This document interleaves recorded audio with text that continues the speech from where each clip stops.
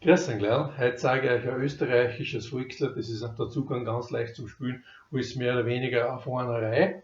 Da braucht es keine Noten, da braucht es keine Griffbeschrift, das könnt ihr nach dem Kehr machen.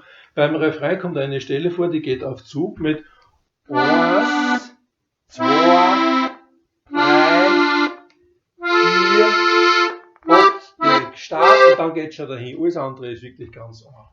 Geht's los, gell? Himmel,